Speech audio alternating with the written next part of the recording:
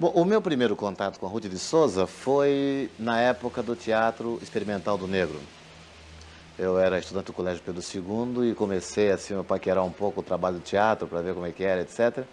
E numa dessas me deram até para ler um papel porque o titular faltou e eu terminei fazendo o papel do Peregrino, que era um personagem de 65 anos de idade. Eu devia ter 18 na época. E essa peça é do Lúcio Cardoso. E a Ruth de Souza, a esta altura dos acontecimentos, já era uma atriz respeitada. Ela fazia os primeiros papéis das peças montadas pelo Teatro Experimental do Negro, e isso não por favoritismo, mas simplesmente por talento. E a crítica destacava o trabalho da Ruth já nessa época como realmente uma grande atriz, não uma grande atriz negra, uma grande atriz. Daí, quando eu fiz esse papel e tal, nessa mesma peça também estreou o Zé Maria Monteiro, eu tive um bom relacionamento com a Ruth, ficamos amigos, etc. Evidente que mais tarde cada um tomou seu caminho, eu mesmo comecei com o que mais tarde veio se transformar na Brasiliana. E em São Paulo, com a Brasiliana, e a Ruth já seguindo o seu caminho de grande atriz, contratada da Vera Cruz, nós montamos, por iniciativa do Cassiano Gabos Mendes, que na época dirigia a TV Tupi de São Paulo, nós montamos uma adaptação que eu fiz do Filho Pródigo, Lúcio Cardoso, para a televisão.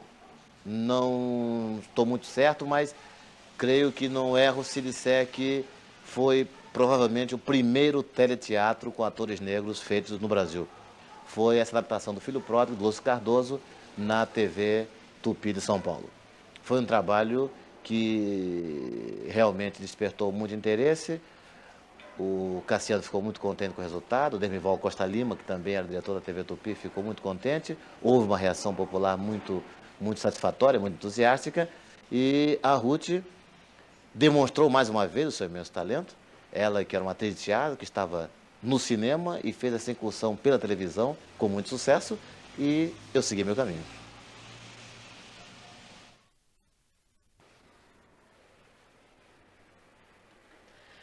Nós estávamos com a Brasiliana em Veneza, na Itália, acho que em 1952.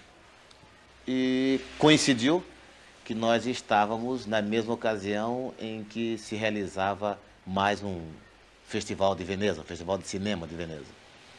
E evidente que, poxa, todo mundo estava lá e tal, para ver os artistas, para ver os filmes, etc. E entre os filmes brasileiros entre os filmes concorrentes estava um filme brasileiro.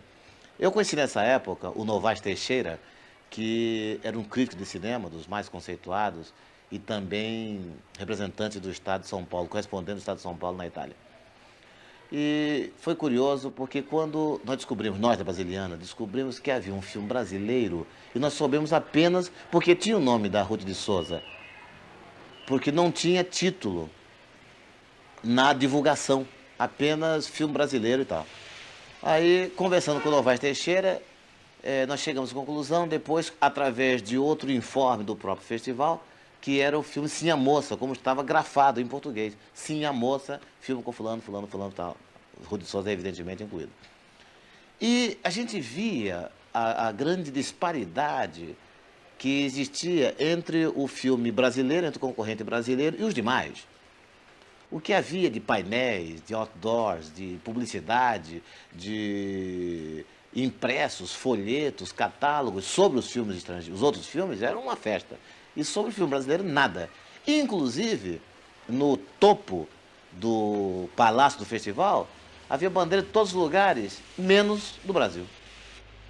Aí foi aquela aflição geral, mas não é possível, poxa, como é que vai ser um festival com o Brasil concorrendo e sem a bandeira do Brasil? Por mais curioso que pareça, quem tinha uma bandeira do Brasil guardada na mala era o Novaes Teixeira. Então foi esta bandeira do Novaes Teixeira que foi encimada no topo, no grande painel, onde as várias bandeiras dos outros países estavam presentes. E quanto ao nome, nós fomos à direção do festival e dissemos, olha, o título que mais se aproxima do Sim a Moça, em português, o título que mais se aproxima em italiano seria La Serva del Padrone, a serva do patrão, quer dizer, mais ou menos, que era para dar ao público italiano uma certa dimensão do que era o título, enfim, para facilitar a compreensão da história. E com o nome de La Serva di Padrone, o filme foi apresentado, com a bandeira do Novaes Teixeira, lá estivemos presentes, no mastro dos grandes concorrentes, e eu sou testemunha de que, durante várias sequências, a Ruth foi aplaudida pelo público que via o filme. E não foi à toa que ela concorreu com a Lily Palmer e a Katharine Hepburn para a categoria de grande atriz, de melhor atriz do festival. E não ganhou, tirou o segundo lugar, porque o papel que ela representava foi considerado como papel coadjuvante. Que a Eliane Lage, se eu não estou enganado, era a atriz principal. Mas a Ruth teve a consagração pública, e não só eu, mas como todos os brasileiros, da Brasiliana ou não, que estavam nessa ocasião assistindo o festival, todos nós fomos testemunha dos aplausos que a Ruth de Souza recebeu durante a exibição de Sim a Moça no Festival de Cinema de Veneza.